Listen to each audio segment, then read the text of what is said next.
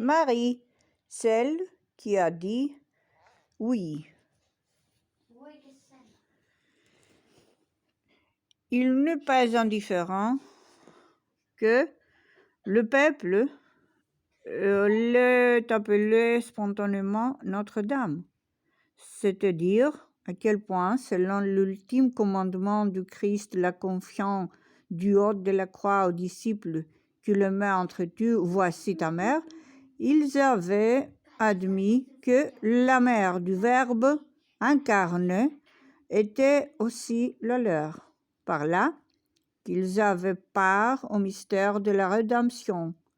Le 26 octobre 2021, et tandis que fleurissait sur les réseaux sociaux une campagne du Conseil de l'Europe exaltant le hijab comme le signe de l'émancipation de la femme, le commissaire européen à l'égalité, Elena Dalli, présentait un guide sur la communication inclusive destinée à fixer les règles qui permettraient aux documents émanant des institutions européennes de refléter la diversité et d'éviter désormais les stéréotypes afin que chacun soit reconnu indépendamment de son sexe, de sa race ou de son origine ethnique, de sa religion ou de ses convictions, de son handicap, de son âge ou de son orientation sexuelle. Elle y proposait rien de moins que de bannir, outre Noël où le préambule « Mesdames et Messieurs » jugé stigmatisant au début des discours, le prénom à connotation religieuse, à commencer par celui de Marie.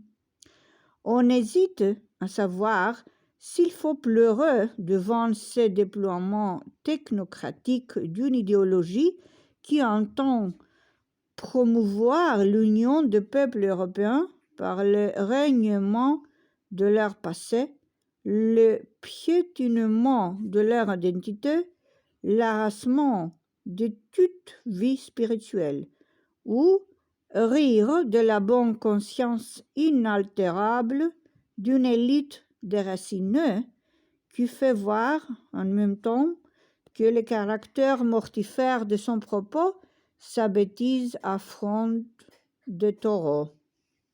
Car le commissaire à l'égalité, la commissaire, n'aggravons pas notre cas, avait, quoi qu'il en soit, visé juste. Si un personnage qui est au cœur de l'histoire dont procède la civilisation occidentale, c'est bien la fille d'Israël, la Vierge Mère, l'Immaculée Conception.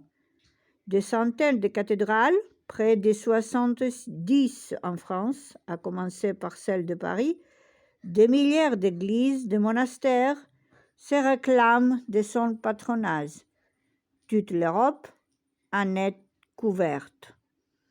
Cela ne doit rien au hasard, bien plutôt au caractère central que revêt sa personne dans la culture dont nous sommes les ultimes dépositaires, les insolvables débiteurs.